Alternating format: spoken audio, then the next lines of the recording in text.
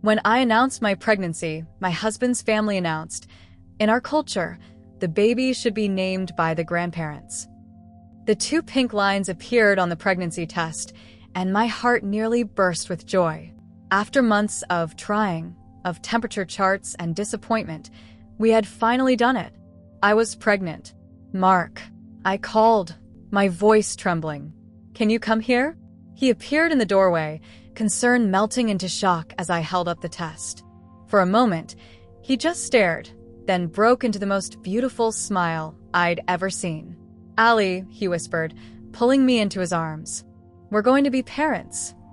That night, we lay in bed making plans, nursery colors, doctor appointments, and most excitingly, names. I've always loved the name Emma for a girl, I confessed. And maybe James for a boy, after my grandfather. Mark squeezed my hand. Emma or James? Perfect. We kept our secret for 12 weeks, through morning sickness and my first ultrasound. When the doctor confirmed a strong heartbeat, we decided it was time to share our news. Mark's parents, the Chens, had emigrated from China before he was born. Though his mother Lynn had always been polite to me, his father Robert remained formal and distant even after 3 years of marriage. They lived just 20 minutes away in a sprawling house that showcased their success as importers of fine Chinese antiques. "Let's tell them at Sunday dinner," Mark suggested. "They should be the first to know." I wore a new dress for the occasion and brought flowers for Lynn, hoping to make the moment special. She greeted us with her usual measured smile, accepting my gift with a small bow. "Come in. Dinner is almost ready." Robert sat in the living room reading a newspaper, barely looking up as we entered. The air smelled of ginger and garlic, rich and enticing, but my stomach was too tight with anticipation to feel hungry. Throughout the meal, I picked at my food while Robert questioned Mark about work. Finally, as Lynn served tea, Mark caught my eye and nodded. "Mom, Dad," he said, reaching for my hand. "We have some wonderful news. Allie is pregnant. We're having a baby." Lynn froze, teapot in midair. Robert's chopsticks clattered against his bowl. "A baby?" Lynn gasped, setting down the pot with shaking hands. "When?" "October," I said, unable to stop smiling. "I'm just past the first trimester." Lynn rushed around the table to embrace me, the first time she had ever initiated physical contact. Even Robert's stern face softened as he nodded approvingly. "October is an excellent month for a child," he declared. Strong and balanced. For a few precious minutes, joy filled the room. Lynn asked about my health, Robert inquired about our insurance coverage, and I began to hope that this baby might bridge the cultural gap I often felt with my in-laws. Then Lynn clasped her hands together and turned to Robert. "We must begin preparations right away. There is much to do before the baby arrives." Robert nodded solemnly. "Indeed. The family records must be consulted for an appropriate name." The shift in atmosphere was subtle, but unmistakable. I glanced at Mark, but he was nodding along, seemingly unconcerned. "Oh, we've already discussed some names," I said lightly. "We're thinking Emma for a girl or James for a boy." A strange silence descended. Lynn's smile dimmed, and Robert straightened in his chair, shoulders squaring. "That would not be appropriate," he said, his voice quiet but firm. "In our culture, the naming of a child is the privilege and right of the grandparents, especially the first child." I laughed, thinking it was a joke. "That's interesting, but Mark and I have already." "Allie," Mark interrupted, his voice oddly strained. "It's an important tradition in Chinese families." I stared at him, bewildered. In all our discussions about baby names, about the baby in general, he never once mentioned this tradition. "But we've been talking about names for weeks," I said, struggling to keep my voice steady. "You loved Emma and James." Lynn patted my hand in a gesture that felt more condescending than comforting. "Those can be, what do you call them? Nicknames. But the true name must be chosen with great care by the elders to ensure good fortune. The Chin family has followed this tradition for generations," Robert added. "Our reputation in the community demands that proper protocols be observed." I looked to Mark for support, for any sign of the man who had whispered Emma or James with such warmth just days ago. but his eyes were fixed on his teacup, carefully avoiding mine. "We will begin researching suitable names," Robert continued, as if the matter was settled. "A name that honors both our ancestors and recognizes the child's position as the future of Chun Enterprises." Chun Enterprises? What did their import business have to do with our baby's name? As the conversation shifted to Chinese naming customs and family lineage, a cold realization settled in my stomach, heavier than the child growing there. I was suddenly an outsider in my own pregnancy. And Mark, the man I loved, had chosen his side without saying a word. The drive home from Mark's parents' house was painfully quiet. I stared out the window, my hand resting protectively over my stomach as buildings and streetlights blurred past. Every few minutes, Mark would glance at me, opening his mouth as if to speak before thinking better of it. Finally, as we pulled into our driveway, I broke the silence. "Were you ever going to tell me about this naming tradition?" Mark sighed, turning off the engine but making no move to exit the car. "I didn't think it would matter this much." "Wouldn't matter?" I echoed in disbelief. "Mark, we've been discussing baby names for weeks. You never once mentioned that your parents expected to choose." "I know, and I should have," he admitted, rubbing his forehead. "But it's complicated. My family takes these traditions seriously."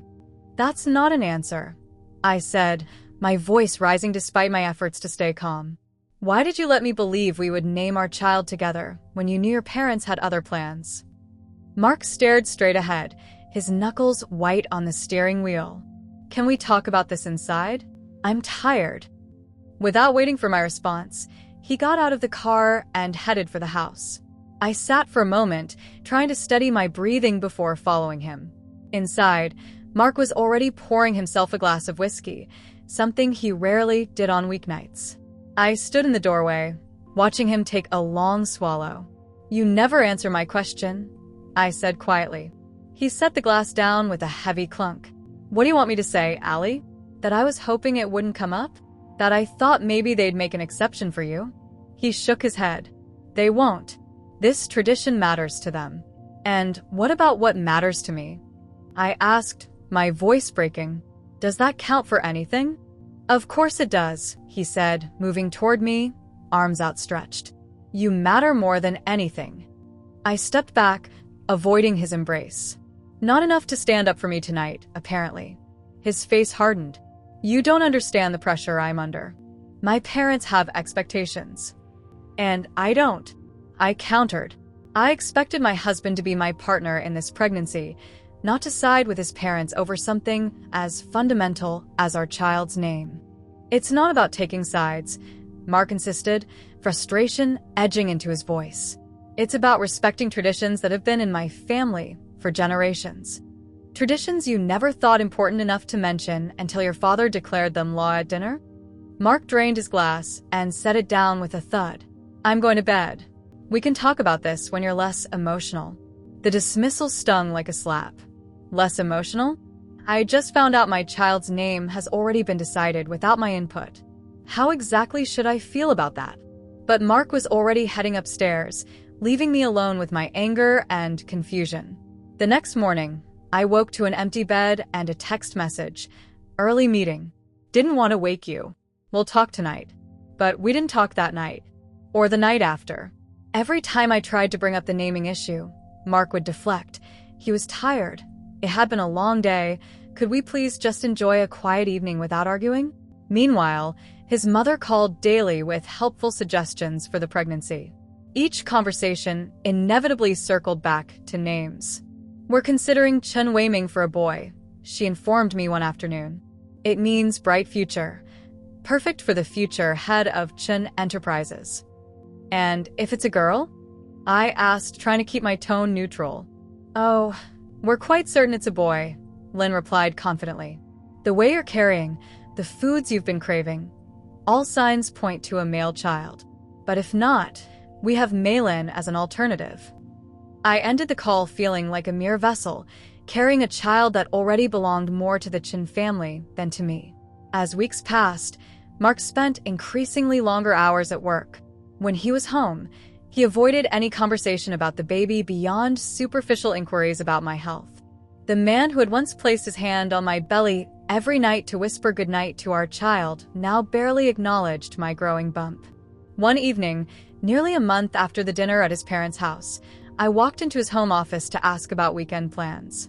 Mark wasn't there, but his laptop was open, his email visible on the screen. I wasn't the snooping type, but a subject line caught my eye. Succession agreement, final terms. I shouldn't look, I told myself.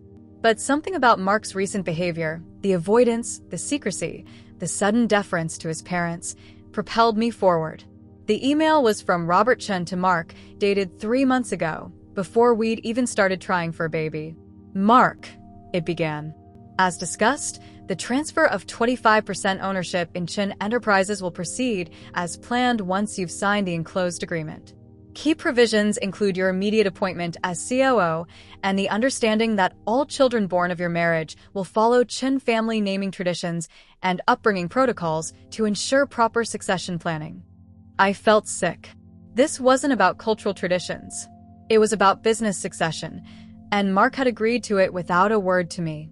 With shaking hands, I searched through his desk drawers until I found a folder labeled Personal, Confidential.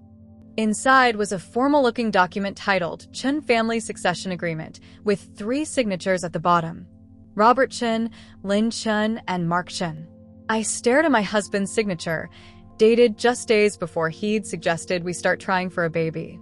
The man I loved, the father of my child, had signed away our baby's future and my rights as a mother for a stake in the family business.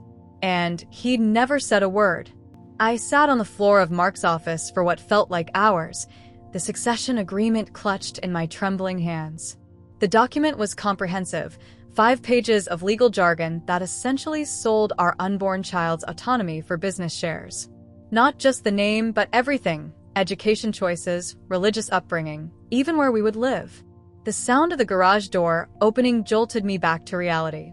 Mark was home.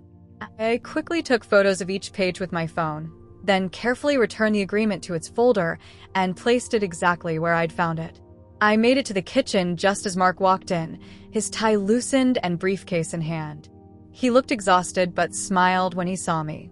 "Hey," he said, leaning in to kiss my cheek. "How are you feeling today?" I forced myself to return his smile. "Fine. Just a little tired." Mom called. She wants us to come over this weekend to discuss the nursery. She has some ideas about proper feng shui for a baby's room. Of course she did. 3 months ago, I might have rolled my eyes or politely declined. Now, I simply nodded. "Sounds great," I lied. Mark looked surprised but pleased by my acquiescence.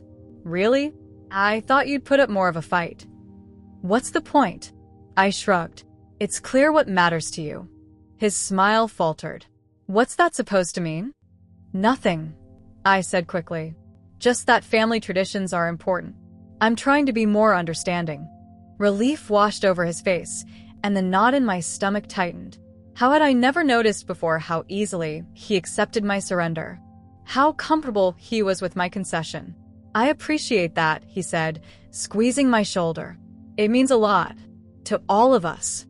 That night, I lay awake beside him, planning my next move. Direct confrontation wouldn't work. Mark had already proven he would choose his parents over me. If I wanted any say in my child's future, I needed leverage. The next morning, I called my college roommate, Sophie, now a successful attorney specializing in family law. "I need to meet with you," I said when she answered. "It's urgent." 2 hours later, we sat in her office. The photos of the agreement spread across her desk. Sophie's expression grew darker with each page she reviewed. "Ali, this is..." She trailed off, shaking her head. "I don't even know what to call it. Unconscionable? Archaic? Your husband signed this." Without telling me, I confirmed. Before we even conceived. And now his parents are invoking this to control the baby's name? The name is just the beginning. Read the 4th paragraph. She skimmed the page, her eyebrows shooting up. "All decisions regarding the child's upbringing, including but not limited to education, religious instruction, cultural practices, and future career preparation shall be made with priority given to Chen family traditions and business interests." Jesus, Ali. They're basically claiming your child as a business asset. That's exactly what they're doing, I said, my voice surprisingly steady. And Mark went along with it. Sophie leaned back in her chair, fixing me with a serious look. What do you want to do? I don't know yet, I admitted. I can't stay married to someone who would do this, but I'm 5 months pregnant. I need time to figure things out. Then we'll buy you time, she said decisively. This agreement wouldn't hold up in family court. You can't sign away parental rights like this, especially not without the other parent's knowledge. But we need to be strategic. We spent the next hour outlining a plan. I would continue playing along with the Chen's demands while gathering evidence and preparing for a potential custody battle. Sophie would quietly file preliminary paperwork, but hold it until I was ready to proceed. Don't confront Mark yet, she advised as I prepared to leave. Once he knows you've seen the agreement, the dynamic will change. Use this time to secure your position. That afternoon, Lynn called to remind me about our weekend visit. We've selected several auspicious characters for the baby's name, she informed me. Robert wants to show you the calligraphy. That sounds lovely, I said, the lie bitter on my tongue. Mark mentioned you have ideas for the nursery too. Yes. A proper nursery must face east to welcome the morning sun. And no mirrors, they confuse the baby's spirit. I've already ordered the correct furnishings. I bit back my objections. How thoughtful. We appreciate your guidance. The call ended with Lynn expressing how pleased she was by my new attitude. Little did she know what that attitude masked. Over the next few weeks, I became the perfect daughter-in-law. I attended every family dinner, nodded appreciatively at their name selections, and even allowed Lynn to book me into her chosen hospital despite preferring a birthing center. Mark was delighted by my apparent surrender. I knew you'd come around, he said one night, his hand resting possessively on my swollen belly. This is what's best for our son. Son. They'd convinced themselves the baby was a boy, though we declined to learn the gender. Another assumption about a child they already viewed as theirs. Meanwhile, I was building my case. I documented every conversation, saved every text and email. I recorded the Chen family dinner, where Robert openly discussed how my child would be groomed to take over the company. I photographed the nursery being transformed according to Lynn's specifications, without my input. And I found more documents, not just the succession agreement, but emails between Mark and his parents discussing how to manage my expectations, how to ensure I didn't interfere with their plans for my child. In one particularly painful exchange, Mark had written, "Allie still thinks we're choosing the name together. I'll let her believe it for now. It's easier that way." Each discovery was a knife in my heart, but also a stone in the foundation of my resolve. This child growing inside me, this life Mark and his parents had already parceled out for their own benefit, deserved better. Deserved a parent who would fight for their right to be more than a business asset. As my due date approached, I finalized my preparations. My hospital bag was packed with documents Sophie had prepared. A small apartment was leased in my name, and a plan was in place for the moment when I would finally show the Chens and my husband exactly who they were dealing with. At 7 months pregnant, I had mastered the art of deception. Each morning, I kissed Mark goodbye with a smile that never reached my eyes.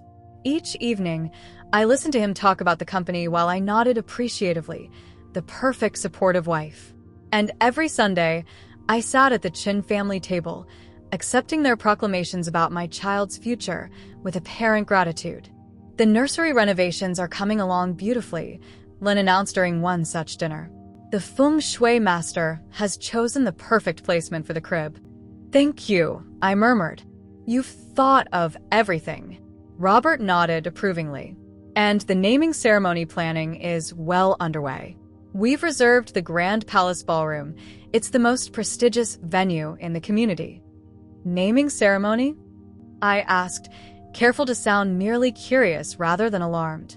Yes, 3 weeks after the birth, Lynn explained. All the important family connections will be there. Business associates, community leaders, over 200 guests. I glanced at Mark, who suddenly seemed very interested in his rice. Another significant plan he'd forgotten to mention. That sounds elaborate, I managed. Of course, Robert said proudly. This is the first Chen heir in a new generation. The ceremony must reflect the importance of the occasion. On the drive home, I finally asked Mark about this ceremony. It's traditional, he said vaguely. The family presents the child and announces the chosen name. It's mostly symbolic. And when were you planning to tell me about it? He shrugged. I figured Mom would fill you in on the details.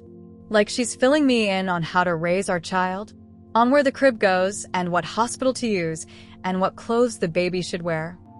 Allie, Mark sighed, you agreed to respect our traditions. No, I corrected. I agreed to consider them. There's a difference between respecting traditions and surrendering all parental authority. He reached over to pat my hand condescendingly. You're just hormonal. This will all seem less overwhelming after the baby comes. I bit my tongue, reminding myself of Sophie's advice. Don't tip your hand too early. The next day, while Mark was at work, I met with my other secret ally, Vanessa, a journalist friend who specialized in business ethics stories. This goes beyond family drama, she said after reviewing the documents I'd gathered. Using an unborn child as a bargaining chip in a business succession plan? That's newsworthy. I don't want publicity, I insisted. I just want leverage. Sometimes they're the same thing, Vanessa pointed out.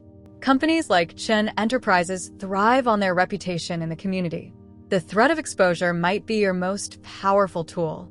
She helped me draft an article that laid out the entire situation, the secret agreement, the manipulation, the use of cultural traditions as a cover for business ambitions. We didn't publish it, but having it ready gave me a sense of security. Meanwhile, my apartment was furnished, my finances separated, and my legal paperwork prepared. Sophie had drafted custody documents that would be ready to file the moment I needed them. My hospital bag contained not just baby clothes and toiletries, but copies of the succession agreement and a letter to medical staff specifying that only I could make decisions about my child. As my due date approached, Lynn took over planning the baby shower. We should host it at our home, she insisted. More dignified than a restaurant. I agreed, watching as she transformed it into a Chen family showcase. The guest list grew to include business associates I'd never met. The decorations featured Chen Enterprises' logo alongside traditional baby motifs. Even the invitations referred to the coming child as the Chen heir. Through it all, I smiled and thanked her, playing the grateful daughter-in-law while cataloging every overreach for my growing file. The shower itself was an elaborate affair. Wealthy women I barely knew presented extravagant gifts while congratulating me on joining such an esteemed family. Lynn circulated proudly, accepting compliments on her future grandchild as if she'd conceived it herself. The climax came when Robert called for everyone's attention, champagne flute raised high. As many of you know, we've been blessed with wonderful news. A new generation of the Chen family will soon be here. Today, we're honored to share with our closest friends the name that will carry our legacy forward. A hush fell over the crowd. I felt Mark's hand press against my lower back, a warning to stay silent. If fortune favors us with a son, as we believe it will, Robert continued, he shall be named Chen Weiming, future leader of Chen Enterprises. And if a daughter, Chen Meilin, to honor her grandmother. Applause erupted around me. Women patted my belly without permission, murmuring the chosen names as if testing them out. Mark beamed proudly beside his father, accepting congratulations as if they'd accomplished something magnificent. No one bothered to ask what I thought of these names. No one seemed to remember that I was the mother, that this child was half mine. In that moment, I was merely the vessel, important only for what I carried, not for who I was. Later, as guests departed, Lynn squeezed my hands. You're finally understanding our ways, she said approvingly. The naming ceremony will be even more spectacular. We've hired photographers, a film crew, everything to document this historic moment for our family. I smiled blandly. It sounds perfect. It will be, she assured me. Everything is falling into place exactly as we planned. As Mark drove us home that evening, he seemed more relaxed than he had in months. That went well, he observed. Dad's really pleased with how you're adapting. I gazed out the window, one hand resting protectively on my belly. Yes, I agreed softly. Everything is going according to plan, just not theirs. My daughter was born on a stormy October night after 36 hours of labor. Mark had paced the delivery room, more concerned with calling his parents than supporting me through contractions. When the doctor finally placed her in my arms, all 6 pounds, 4 ounces of her, I felt a surge of love and protectiveness that solidified my resolve. "She's beautiful," Mark whispered, awe briefly overriding his family's conditioning. "Look at her tiny fingers." For a fleeting moment, we were just two parents marveling at our creation. Then his phone buzzed. His mother, insisting on an update. "It's a girl," he told her, his voice falling slightly with disappointment. I remembered Robert's toast at the shower. If fortune favors us with a son, as we believe it will, a son would have been the perfect heir. A daughter was merely acceptable. Lynn and Robert arrived within the hour, bearing elaborate flower arrangements and a red envelope containing a jade pendant inscribed with the characters for Maylin. For her naming ceremony, Lynn explained, placing it beside my bed. A connection to her ancestors. I smiled weakly, too exhausted from childbirth to maintain my usual facade. "Thank you. She's beautiful, isn't she?" "Yes," Robert agreed, peering down at his granddaughter with an assessing gaze. "Strong features. Good bone structure. She'll make a fine chin. Not she's perfect or she's precious. Just an evaluation of her suitability as a chin asset." The next few weeks passed in a blur of midnight feedings and diaper changes. Mark took just 3 days off work before returning to the office, leaving me to recover from childbirth while caring for a newborn. Lynn appeared daily, ostensibly to help but actually to monitor me, offering constant criticism disguised as advice. "You're holding her wrong," she'd say, snatching my daughter from my arms. "And this formula brand isn't premium enough. The chin heir deserves better." I gritted my teeth and endured, counting down the days to the naming ceremony. Not with dread, but with grim anticipation. Everything was in place. Sophie had the legal papers ready. Vanessa had the article prepared for publication if needed. My apartment was fully furnished, awaiting our arrival. The morning of the ceremony dawned bright and clear. Lynn had sent a traditional dress for me to wear, red silk with gold embroidery, ostentatious and uncomfortable. I put it on without complaint. "You look nice," Mark commented as I emerged from our bedroom. "Very traditional. Isn't that what matters most?"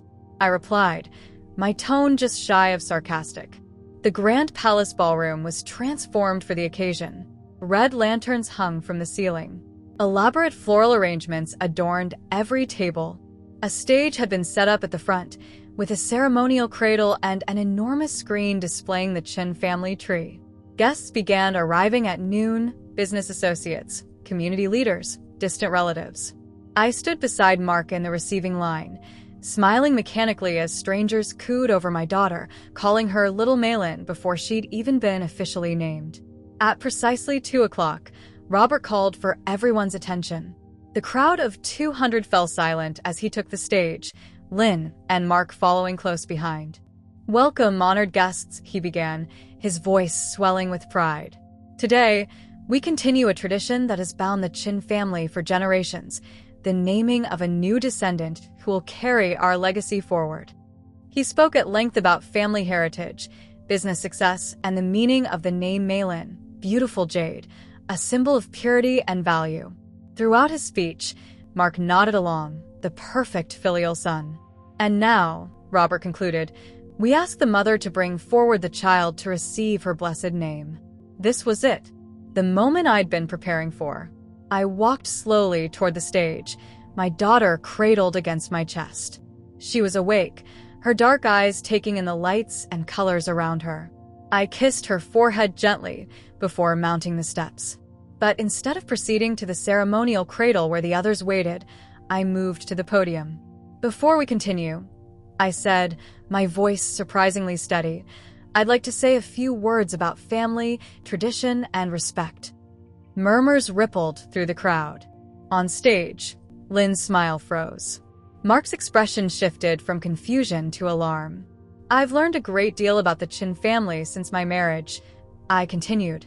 About your business acumen, your community standing, and your commitment to preserving your legacy.